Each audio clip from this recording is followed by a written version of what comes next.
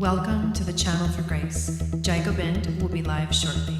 Book a tarot or astrology reading on our website, channelforgrace.guru, and check out our latest programs and classes. Please give us a share and a like, and we hope you enjoy the broadcast. Welcome to the Channel for Grace. Gobind will be live shortly. Book a tarot or astrology reading on our website, channelforgrace.guru, and check out our latest programs and classes. Please give us a share and a like, and we hope you enjoy the broadcast. Welcome to the Channel for Grace. Gobind will be live shortly. Book a tarot or astrology reading on our website, channelforgrace.guru, and check out our latest programs and classes. Please give us a share and a like, and we hope you enjoy the broadcast.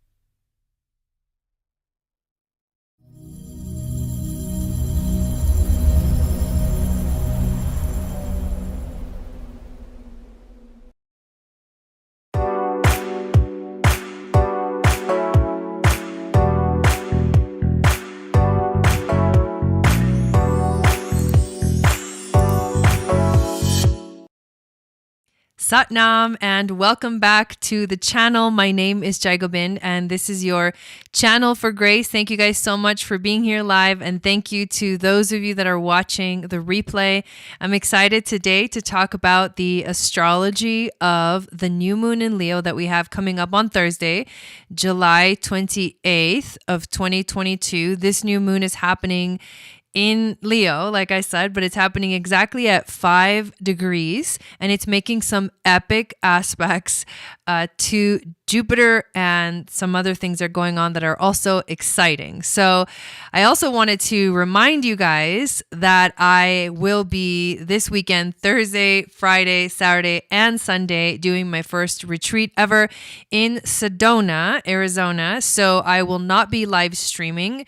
So we're not going to be doing the Magic of Venus or the mini readings this Friday. I will be back next week on the channel to do our weekly shows. But I'm so excited for my retreat, and I can't freaking wait to head down over to Sedona tomorrow. So hello, Veronica, welcome in. Thank you for being here. Hello, Belinda. So excited. Yes, me too. Hello, Sunny. Welcome in. Hello, Raven. Welcome in. So before we dive into the astrology, and if you've never watched my astrology videos before, what I do is I talk about the general energies of the new or the full moon. I go into the actual aspects that the moon is making and the astrology. I'll show you the chart on the screen and everything. And then I go into the Sabian symbol and then the Chandra symbol. And at the very end, we cover the gene key of this moon and what it all means. And we are literally just adding layers and layers and layers of information so that we can have that bigger picture. And sometimes some of us, it's the just knowing the astrology is amazing. And then sometimes having those symbolic images and like mythological stories actually help us understand things better, or something clicks a little bit more. So just really excited to go over the astrology. Hello, Jacqueline. Welcome in. Oh, yes, I love that. You found me through Rodin. Yes, and that's who I'm actually running the retreat with. So All right. I want to invite you all to download my free moon astrology guide. This guide will tell you what your psychic gifts are based off of your moon sign. If you didn't know, you do have psychic gifts, and the moon sign can tell you a lot. So download the free moon astrology guide. The link is below. I send out a weekly moon magic report. So if you download the guide, you get entered into my email, and the guide gives you the moon magic report, gives you the weekly horoscope or the weekly astrology in your inbox every Wednesday morning. So the next one's coming out tomorrow. So if you want to get it, then make sure you get on the list by tonight. Also, if you're new to the channel, please subscribe, hit that notification bell so you get notified of when I go live and when I upload videos. And if you want to join us for our beautiful community, the best way to do that is to join the Starseed membership. It is a $22 a month commitment. You get information for every season. We go by the seasons. So every time the sun enters a certain sign, I make the monthly video, and there's 2 monthly videos. And I talk about the astrology of the whole month ahead. I talk about the symbols, the symbology. I do an Akashic reading, and I talk about the crystal and the energies of the month, and then the starseed families that we can connect to and tap into when the sun is transiting that sign, like what starseed families are like the most present during that time. Then as the astrology, as the month goes by, you get videos, emails, and then we do live events when these special transits are going on. So it's like a complete guide to everything. And I think it's really cool. And the way that I deliver it is like, you get a variety of things that are helping you to understand these energies. So thank you again, everyone, for being here and watching my little connection. And it looks like it's going kind of in and out. So you guys let me know if you can see me and hear me. Okay, that's going to be really important tonight. You're welcome. So let's hop into the astrology. Kantika Nova, welcome in. The title of this broadcast is very grand. I love it. So much completion energy coming in. I love it. Hello, Shelby. Welcome in. Road tripping to the middle of Australia with my 2-year-old daughter. Wow. Powerful time. Yes. Beautiful. Thank you for sharing that with us. That's awesome. So I'm going to switch on over to this screen, and I have to share, connect my iPad to the computer so that you guys can see the chart as well, and we'll just dive into the astrology. So it's like once I start, it's like I don't stop until we get to the other side. So let's dive right in. You're going to be able to see the chart any moment now. I've also been like a little bit, I'm not out of it, but today I was kind of tired because today all I did was like pack all day. So my brain's like, the focusing on the details got super tired. And so I'd like just totally checked out and watched a movie. I was like, I need a break. I need to disconnect completely. So I did that. And so now I'm coming out of that energy, like back to the real world. So I'm a little bit like delayed. It feels like a little bit delayed. Okay. Salutations from Ethiopia. Welcome in. Thank you for being here. Hello, Valerie. Good evening. Okay, so you guys should be able to see the chart on the screen. The way that you know that we are having a new moon is you find the sun and the moon, and you look at when they're conjunct and when they're together next to each other. This is called a conjunction. That is when we have a new moon, and it happens when the sun and the moon conjunct at the same exact degrees and at the same exact minutes. And every season you will have a new moon, and then the full moon of that season is going to happen exactly in the opposite sign that we have the new moon. So we have a new moon in Leo. So our full moon this season is going to be in Aquarius, which is the opposite sign of Aquarius. So that's something cool that I didn't know that for the longest time. And then when I finally realized it, I was like, oh my God, everything is so easy to like figure out once you get like the way that it works. So anyways, we have this moon happening at 5 degrees, 38 minutes of Leo. And in general, a new moon in Leo is a very powerful frequency. And the reason is because the sun, when it's in the sign of Leo, is actually what we call at home or in dignity in astrology. It is where it feels the strongest. It is the place that it rules. And Leo is the lion, and the lion is the king. So this is the sun feeling like the king and the queen, and you have the king and the queen because the moon represents the queen. But it's like the king and the queen are in their royal court, and they are celebrating their return. This is something that happens only once a year. So it's actually really beautiful.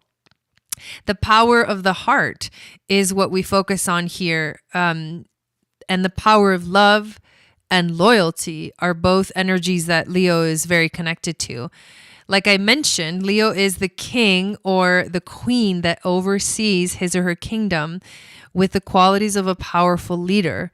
That is why Leo can be a great leader that guides others towards their heart. This is the moon that also opens up the Lion's Gate. It's one of the big there's a few portals of the Lion's Gate doors opening up. The first one was the sun on the star Sirius, and then it was the new moon in Leo, which kind of takes us a little bit deeper into this Lion's Gate portal. So this means that the energy of the Sirius star, with connections to ancient Egypt, the goddess Isis, the summer solstice, the summer season, this is where this is all the strongest we see all year round. And this is why this is such a big deal to a lot of ancient cultures, like to the ancient Atlanteans. This was the beginning of the new Atlantean year. To the Mayans, they called right around this time the day out of time. So did the ancient Egyptians. They also talked about this time of the year being super powerful. It's almost like the veil is thin, and we can tap into higher frequencies and higher connections. So this is also a powerful connection to the Sphinx in ancient Egypt, and that's the relationship to the lion or the lioness. The ancient Atlanteans, and also what they call the halls of Amenti, that Thoth, when he wrote the Emerald Tablets of Thoth, that he talks about the halls of Amenti, they are actually found underneath the Sphinx. And as a humanity, we haven't yet uncovered it because we're not quite ready for it, is my belief. But they are under the Sphinx, and the lioness is the great protectress of the halls of Amenti, so the Akashic library, and also the portal of Orion, which the 3 pyramids of Giza point up towards. They point up towards the 3 stars on Orion's belt. So there's a lot of cool stuff here. So this is the power of our ancient civilizations that awakened us to the path of the I am, the path of understanding ourselves or the self in a deeper way. And this is why Leo is about having a big heart, because knowing who you are is the most important thing to moving from this empowered and also confident space. So let's actually talk about some of the aspects that are happening with this moon. Let me catch up with the chat real quick. Rebecca, welcome in. So good to see you as well. Raven says she's going to make herself astrology flashcards. Ooh, that's a really great idea. Yeah, an astrology oracle deck is also a really good idea. It helps you as well. Your birthday is August 9th. Awesome. That's amazing. Magali, welcome in. Thank you guys. All right. And Jacqueline is also here as well. You're so connected to the Egyptians tonight, Leo moon. And I have a Leo moon too. So Yeah, this is powerful ancient Egyptian, but you know what? To me, I'm like, it's beyond that. It's really ancient Atlantean. It's not just Egypt. It's the Egyptians came after the Atlanteans. So it's almost like they have a, and I don't mean this as an insulting in an insulting way at all by any means. But you know how throughout history it's like things lose their power, or like for example, like a candle over time like loses its strength, or that didn't make any sense. Or like building. Okay, here's a good one. Buildings throughout time, and this is a really good example because the temples, buildings throughout time, the longer the time they deteriorate, and then we like start to lose some of our history, or like we start to lose some of our connections, or remembrance, the memory of it. So the Egyptians are like a watered down memory of the ancient Atlanteans. Like the Atlanteans and the basically the cultures that came before Atlantis, you're like, wait, what? The reason Atlantis is such a big deal is because it happened 12,000 years ago, and we're exactly at that opposite end of the spectrum of ancient Atlantis. But there was more before that. It was called Zep-Tepi, and it was like the golden age, the golden era of the planet. And then things really started to like change 12,000 years ago. And that was with like the Great Flood. Basically it was caused by a crazy like experiment basically that the Atlanteans did that caused like the energy of the earth to just go crazy and also to turn off. Matias De Stefano talks about the whole history of this, and he's got an amazing series on Gaia TV called Initiation. I recommend watching it from beginning to end. He literally explains all of this history. So anyways, I just go on, and sometimes I like forget what I was talking about. So basically the Egyptians are like a watered down memory of the ancient Atlantean wisdom. So you have to go further back than the Egyptians to find where that even came from. Like where the Egyptian mythology and stories came from is from ancient Atlantis, and the societies and the cultures even leading up to that. Matias De Stefano, somebody can put it in the chat, and then it's Gaia TV, and his series is called Initiation. All right, so the biggest and most powerful transit that we are seeing, that is the most important for this moon, in my opinion, is a trine to Jupiter, who's over here at 8 degrees, just a few degrees away, because the sun making a trine, and this will become exact on Sunday. The sun is going to exactly trine Jupiter on Sunday, on the day that we are also going to see the North Node, Uranus, and Mars conjunct exactly at 18 degrees. Yes, his whole like mission is to remember. He remembers being in Atlantis. Yeah.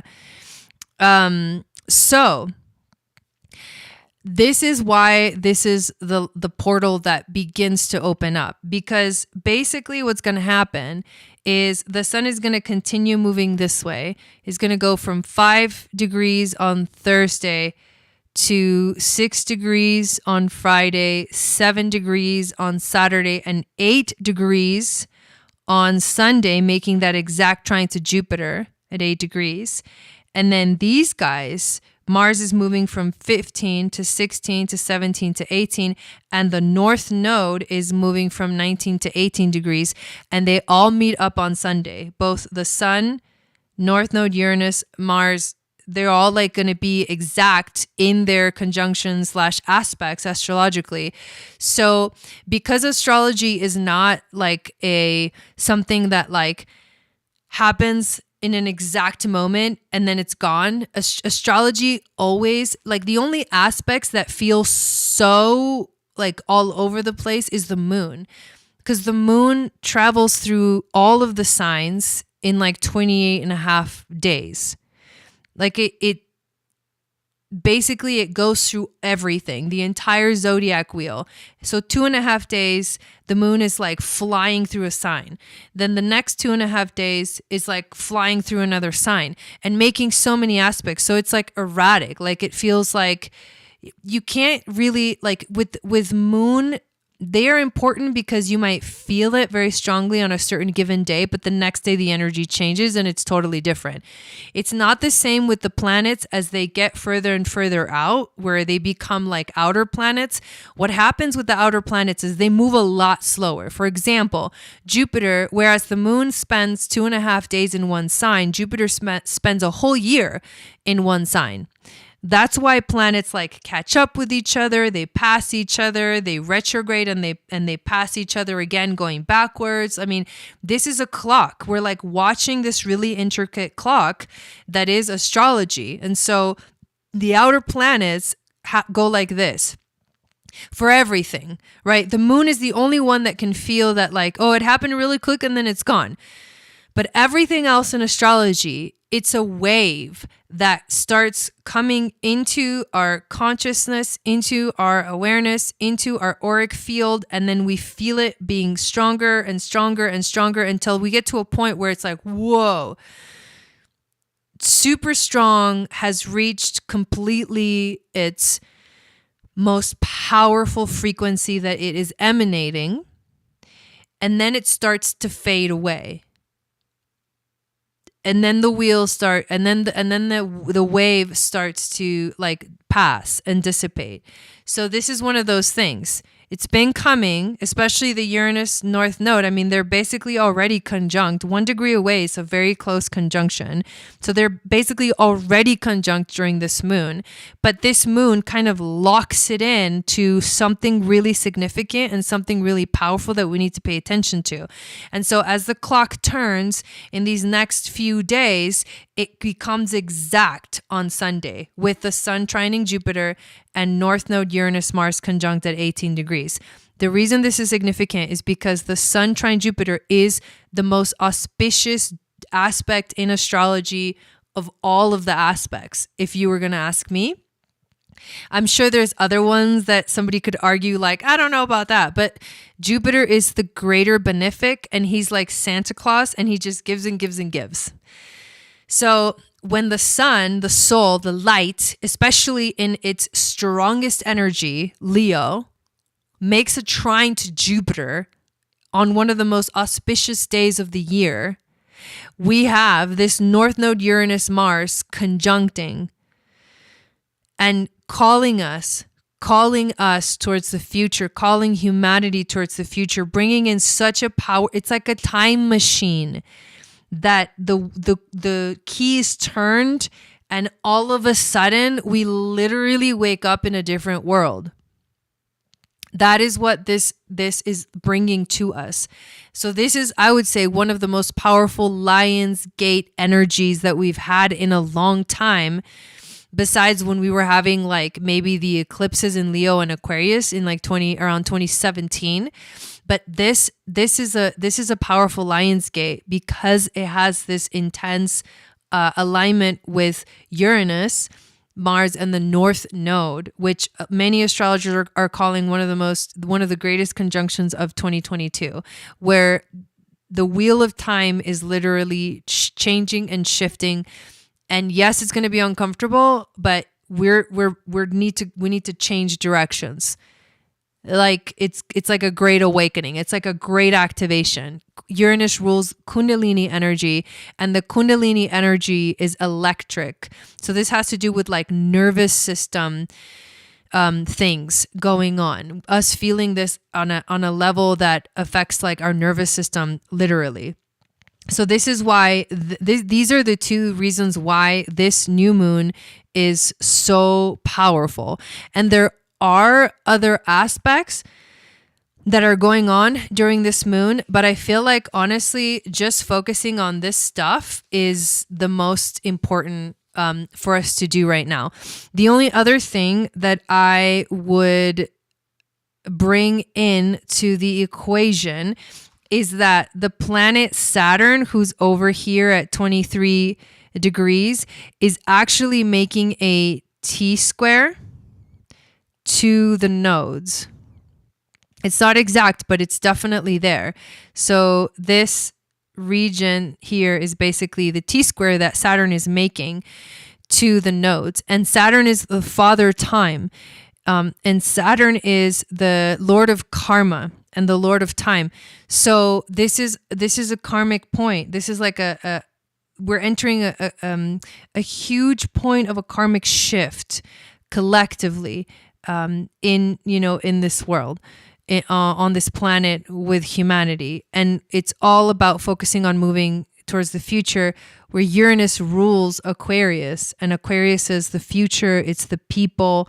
And you have this beautiful energy of the king and the queen are here to support the movement forward towards our future.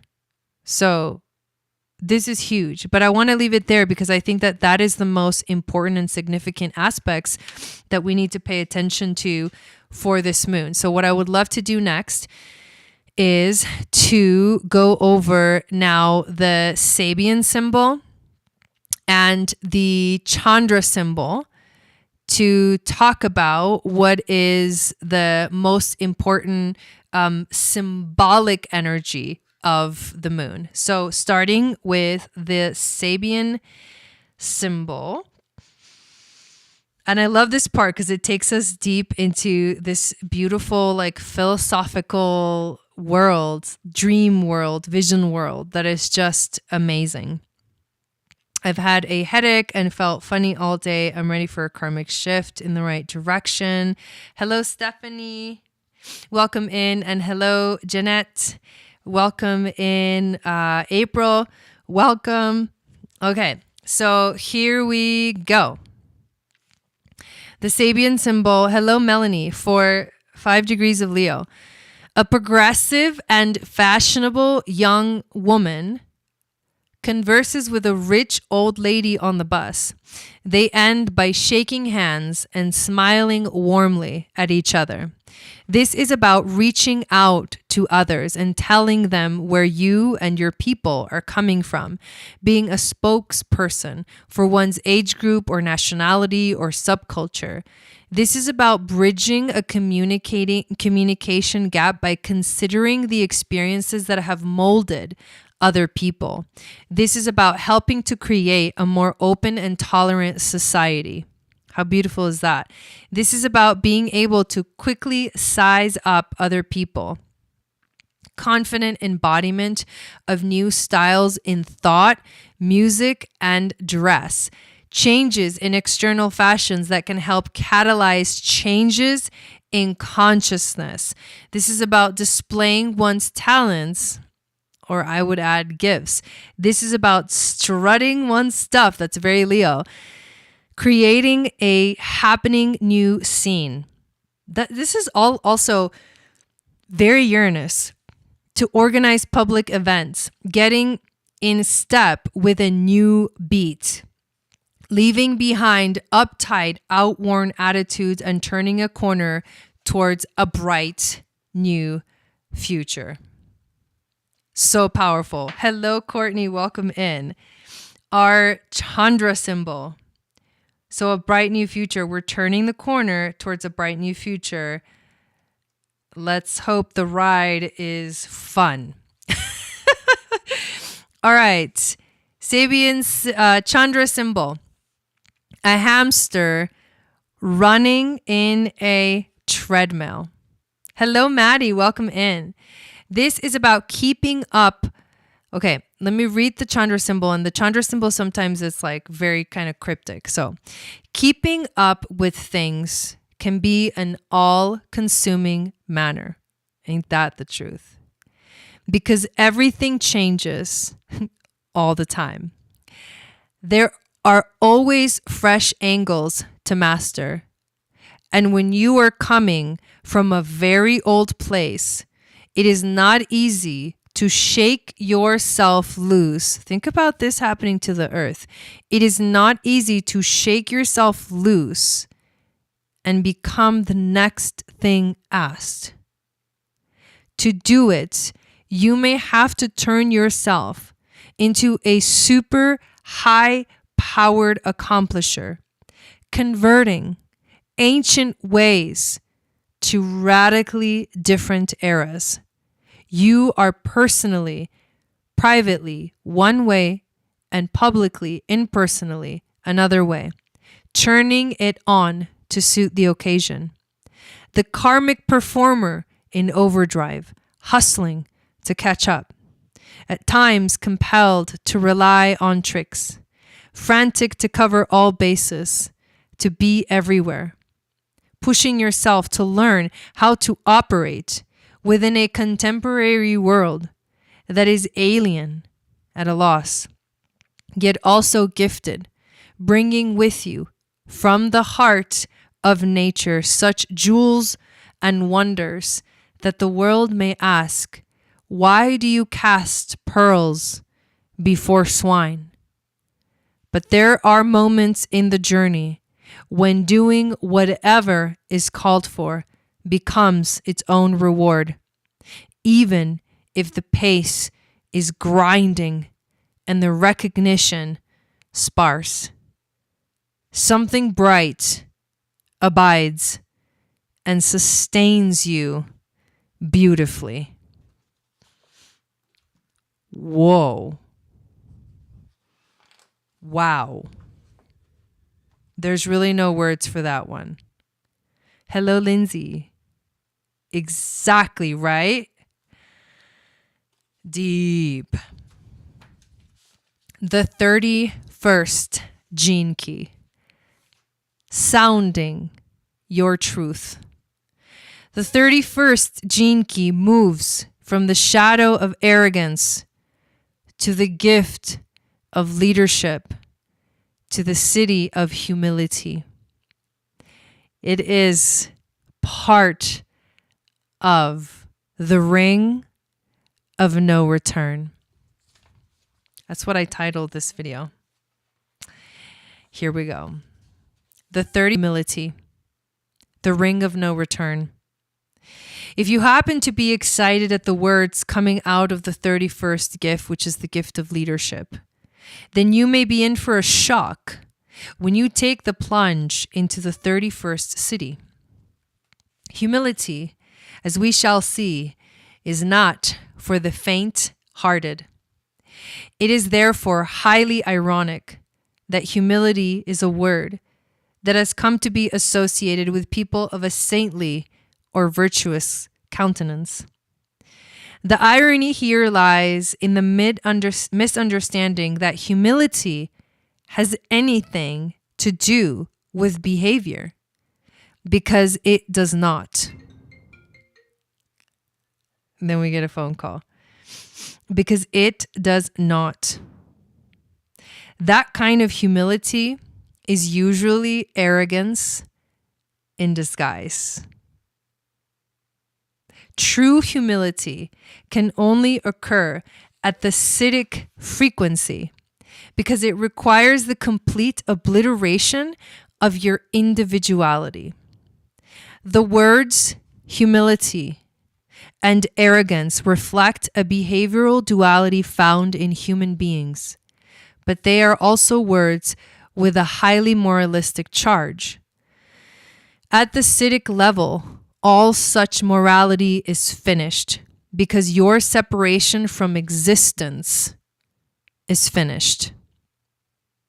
If we look even more deeply into these two words, we can see that one, arrogance, represents an archetypal male characteristic, and the other, humility, represents an archetypal female characteristic.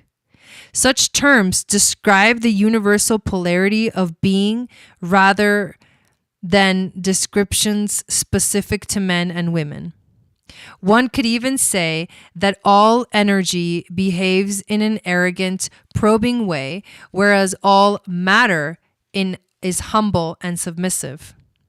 Looking at life forms in this way without any morality allows both expressions their own integrity and beauty. It is in this sense that the 31st city is called humble, because, like the feminine pole, it represents non-existence. Out of non-existence, existence is born. Because the human intellect cannot transcend language at this level, we are using the language of the duality to express something that lies beyond the duality. The feminine pole comes the closest to describing this transcendence. To the 31st city, there is no longer the possibility of achieving anything independently from life. Thus, many human words and expressions cease to have real meaning. If a human being behaves in what others describe as an arrogant manner, the 31st city simply cannot comprehend this. To the 31st city, all behavior is seen as an impersonal manifestation of the totality, and there is no such concept as an independent doer. This is what arrogance really means. You misidentify with your individuality and assume you have power over life. Arrogance is really concerned with what others think, whereas humility truly doesn't care. This is why arrogance always tries to be humble. However, to be truly humble, you wouldn't mind others thinking you were arrogant. If this is giving you a headache, then that is what the Siddhic frequency always does to the intellect. Someone outside its sphere cannot possibly understand the 31st city. It is just too simple for the poor human mind, and it is deeply disturbing to human concepts of morality. The 31st city has exceeded all concepts involving levels and movement, and even the need for being in the heart. There is no need to be anywhere or do anything other than what you are doing. True humility arises from the truth that you cannot ever do anything wrong. Consciousness is enjoying its game through your life. No matter what you believe, achieve, or do, it is not you attaining it because you are the great illusion. The person manifesting the 31st city does not even see human beings as divided into those who are awake and those who are asleep. This is huge for us to know right now, by the way. There is no such thing as being enlightened or unenlightened to such a person. If there were, that would assume the existence of separate beings rather than the reality of one unbroken chain of consciousness. Because the 31st city is truly humble, it has no agenda. It is not necessarily interested in freeing people from their illusions, even though it may unwillingly do so. Such a being realizes that it is not possible to influence anyone in this world. That's deep. It doesn't matter what such a person does in life. They are content to leave the world exactly as it is. Nonetheless, such a person still carries the same genetic coding that requires they speak from the cutting edge of consciousness. The only difference between the gift and the city is that the gift level still identifies with evolution. They are still caught up in the game, even though it is at a level beyond fear. The 31st city says whatever it must say, knowing that the words come from the collective and go back into the collective. It is not concerned with the effect of its words because it has no concept of words conveying any real meaning. The 31st city is rooted in the ancient tradition of the oracle. Ooh, I just got chills. The Matrix movie. The oracle is simply a voice box for the divine. It speaks without being attached or even interested in what it says. Whatever the oracle says is perfect, and its translation is also perfect. Words and language can be interpreted in so many different ways. This mysterious named codon, the ring of no return, refers to the great initiatic leap between the fourth causal body into the fifth Buddhic body. See the 22nd gene key for further details. Once this leap in consciousness has been made, there is no possibility of return because your identity or ego will be erased. With your identity, go all language and all words, concepts, facts, and names. Ultimately, this is the great step in which your name is dissolved. Once you have allowed the Siddhic frequency to command your voice, you have entered the first stage of divine embodiment. From this moment onward, whenever you use the word I, it is the voice of divinity itself speaking. Such speech is pure transmission. It uses words to indicate the path beyond words. That is the beauty of its paradox.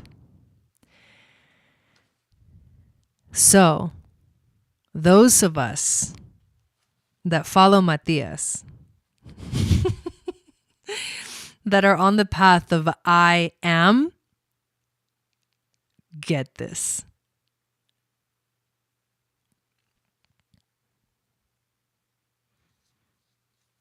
Boom. No words. The ring of no return. Because once you enter into this kind of consciousness, you cannot come back because you disappear. Insane. There was this one thing that I saw. I wanted to see if I can find it again. On the internet, I was looking at what is the ring of no return. And there was one thing that said it, that kind of explained it as to what it was. And I want to share it with you guys.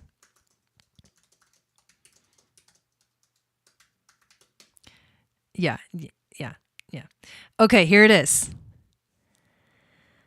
This mysteriously named codon, the ring of no return, refers to the evolutionary process that takes place when higher consciousness reaches the throat center in human beings. The throat center is where the greatest human initiation occurs. This is the great leap from the fourth causal body into the fifth Buddhic body. Do you know what else is significant about the throat center? Is that it's talking about human design. And when our higher consciousness reaches the throat center is, in human design, it is, everything tries to like come to the throat. Everything, all of the lines that connect between the 9 centers in the body graph are all like, they're all like point towards the throat.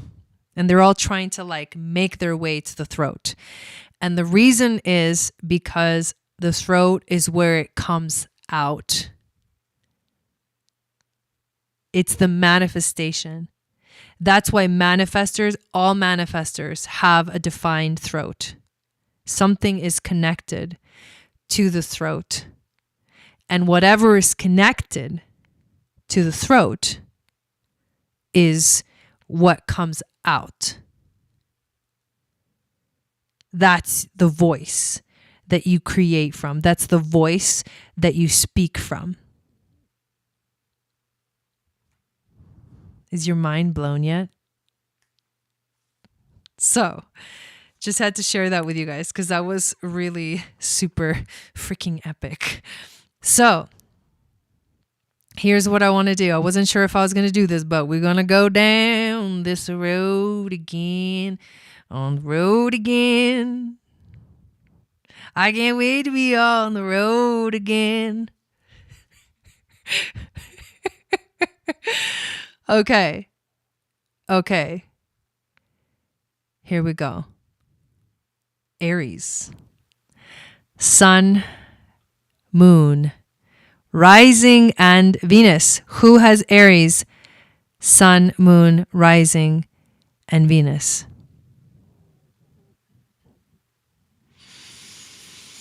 This is where this energy, especially if you're an Aries rising, right? Let me catch up with some of the comments too while we're at it.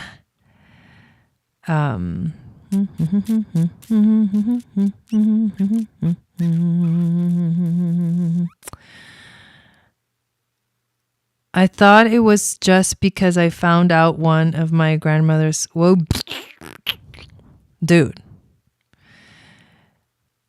I need to rewatch this. Yes, definitely watch it from the beginning. There's a flow. All right, so let's go through these energies and basically, especially look for your rising first. We're going to go with rising first, but if there's a message that comes through for you during Sun, Moon, and Venus, then by all means, take it. So, Aries, Sun, Moon, Rising, Venus. This is happening in your 5th house. So this is the place of creativity. This is Leo energy in the 5th house, which activates that passion, creativity, flow, manifestation, that energy of the solar plexus, willpower, bringing things, manifesting things into reality. So that's a very powerful place to have this new moon that is making a trine to Jupiter. Taurus, Sun, Moon, Rising, Venus. 4th house. This is home and family. So this is the area of your life where you are going to feel so much of this energy being concentrated. It is concentrated here for you, Taurus, in your 4th house of the home, which means that all of the themes and things that show up somehow are for you channeled through this energy of home and family. Home and family are something that are very, very important to you, and you need to pay attention to that. During this time, during this Lionsgate, is where this is going to be showing up for you. Gemini, Sun, Moon, Venus, Cancer, 3rd house, communication. So this is the natural ruling house of Gemini. So this is about you expressing, creating through your voice. This is very much connected to that throat center and to the throat chakra. So this is about speaking your truth while also what comes through you is what you're creating and what you're manifesting. Words create things, thoughts create things, but thoughts are basically words. We visualize them as words, but we have the thoughts, right? Sometimes we have images, but this language, right, comes through the voice, and this is the power of the voice, is to create and manifest. So this is a huge time for you to focus on what are you expressing, how are you expressing it, what is wanting to come through, what is wanting to be expressed through you, and how are you doing that? And if you're repressing, because the throat center can be really repressed, any energy here can be repressed, then why? You need to figure out why, because your job is to speak your truth and speak it loudly, like Leo, in a Leo way, which is very loud. Cancer, Sun, Moon, Venus, and Rising, 2nd house.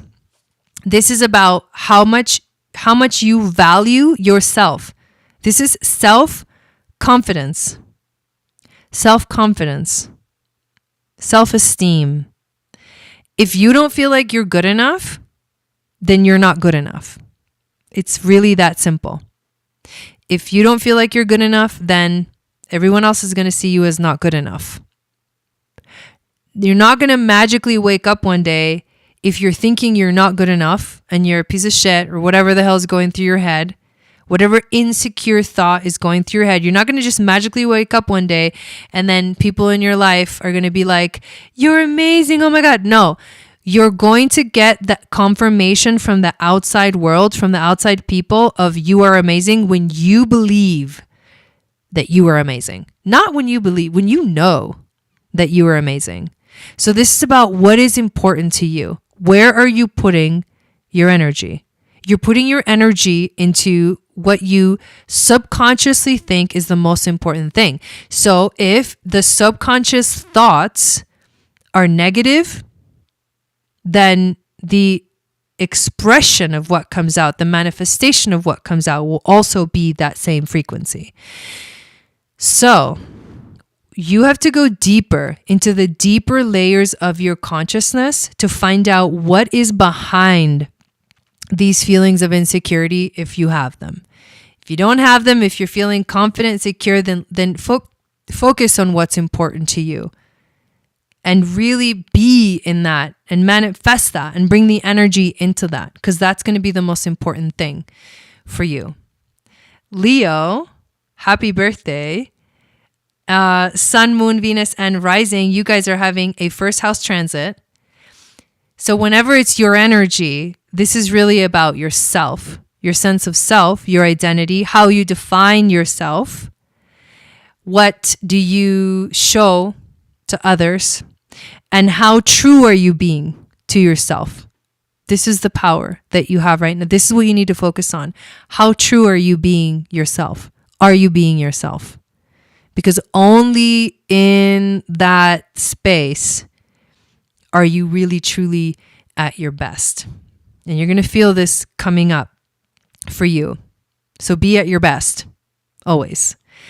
Virgo, Sun, Moon, Venus, and Rising, 12th house. This is the house of spirituality. So this is about your spiritual path. But more than that, in a deeper way, this is about you and your relationship to God. Now, I know that that might seem a little bit heavy for some of you, but literally ask yourself, there's a cord that connects us to our higher self. Is that cord severed?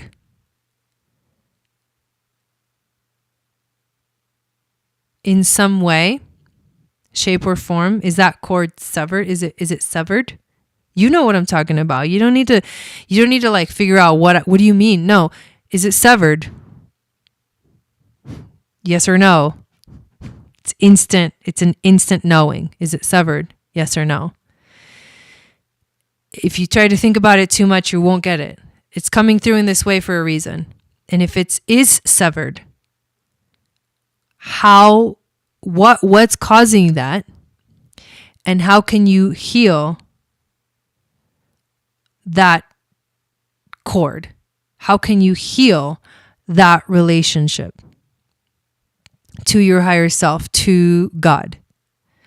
So being severed can be experienced as fear of the unknown.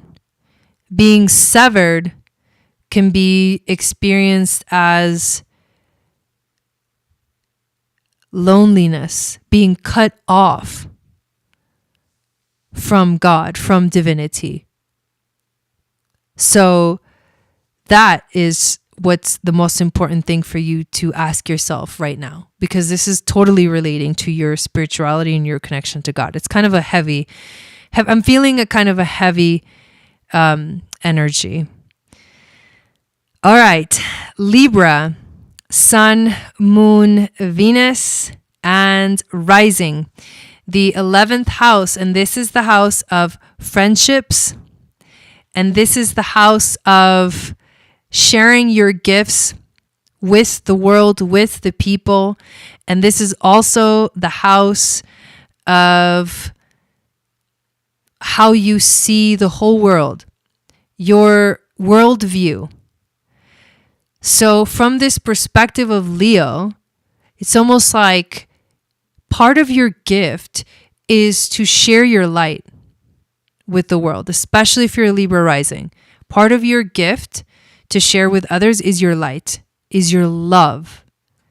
And if you're not sharing that, you're going to feel the effect, right? You're going to feel like, oh, I'm not really truly sharing my gift. I'm not really truly sharing my light in this world. This is a world thing.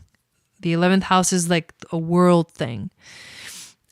Also, if you're not sharing your light, because the 11th house, according to the ancient Atlanteans, is connected to the third eye chakra, this also could mean there's a block in your intuition, or there's a you got to clean the window, like you got to clean the lens of the third eye. And the way you do that is through meditation, through healthy eating, through taking care of yourself. Like everything under the sun of self-care is how you strengthen your intuition, because our bodies are the sacred temple. So if the sacred temple is dirty, or there's dirt on the window, on the lens, you're not going to take good pictures, or you're not going to be able to see things very clearly.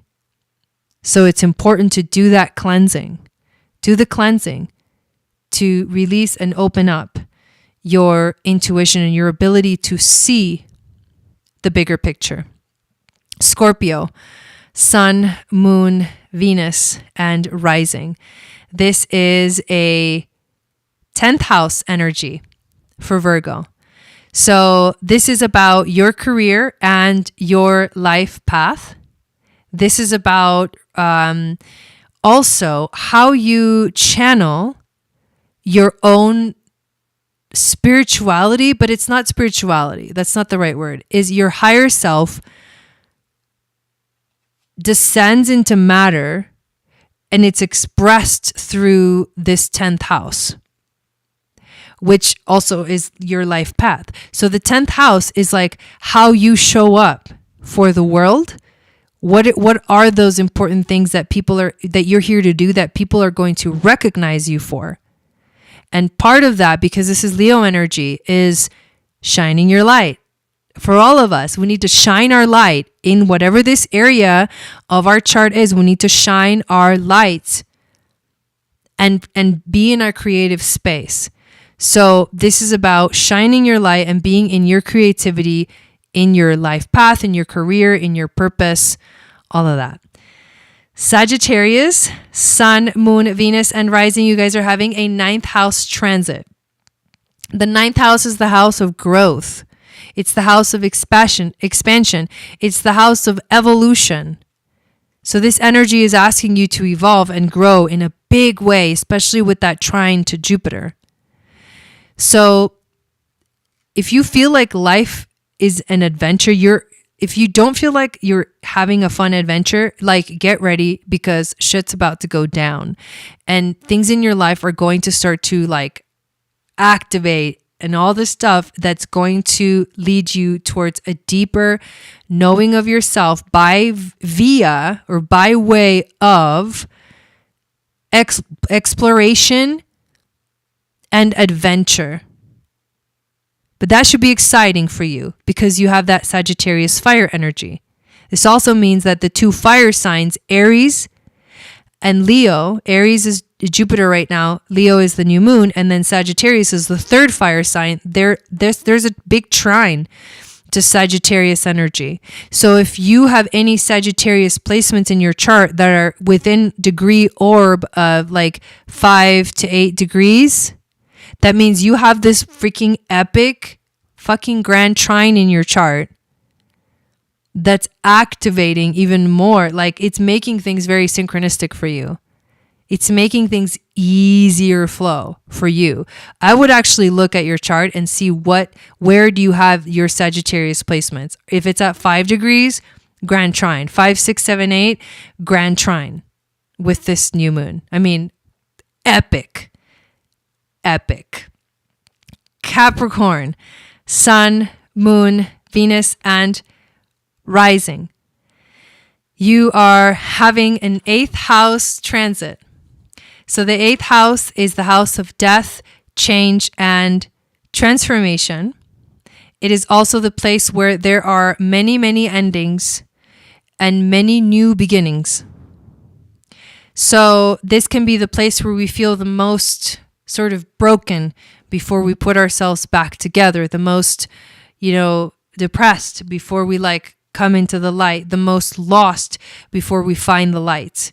So it can be heavy transit, any kind of 8th house transit. But remember, this is a new moon, which means it is a new beginning. What is that new beginning for you?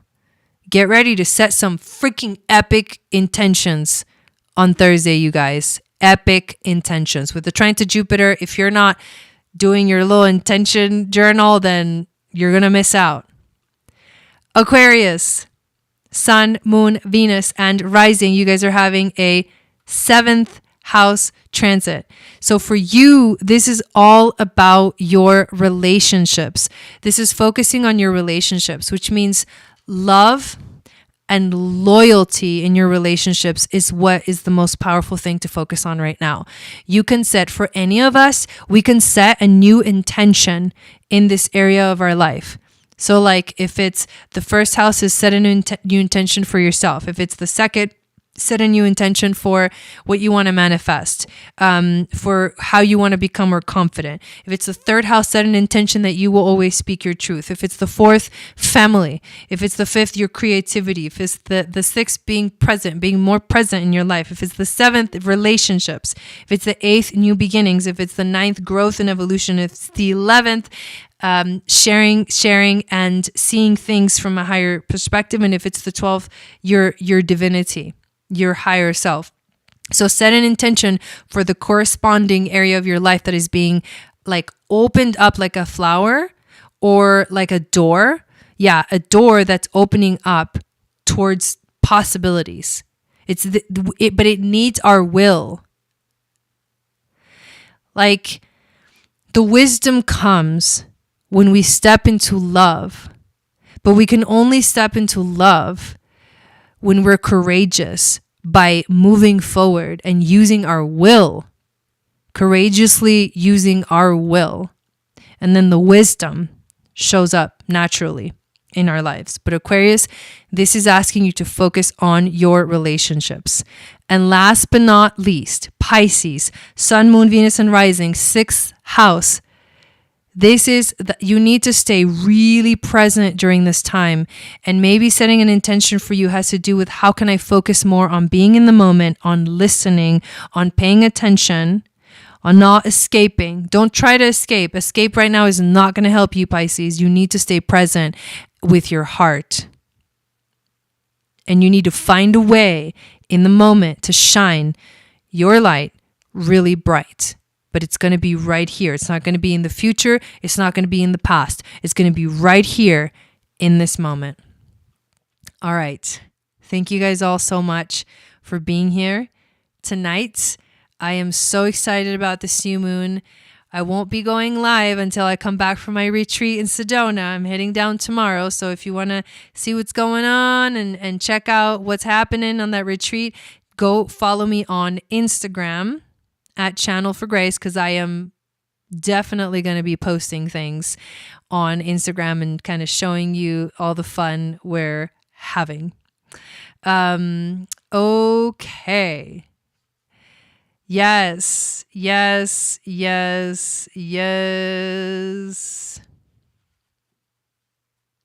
Thank you guys all. Thank you. Thank you, Dawn. Thank you, Morningstar. Thank you, Raven, Sunny, Magali, Nelvin. You guys are amazing. Have a beautiful week. Have a beautiful new moon. I am going to be uploading a video on Thursday that is the reading for us. So look out for that on Thursday morning. And enjoy. And we'll check in next week when we come back after this whole kind of wild energy comes to a somewhat of a conclusion, even though it's really just a new beginning. Satnam, everyone. See you next time.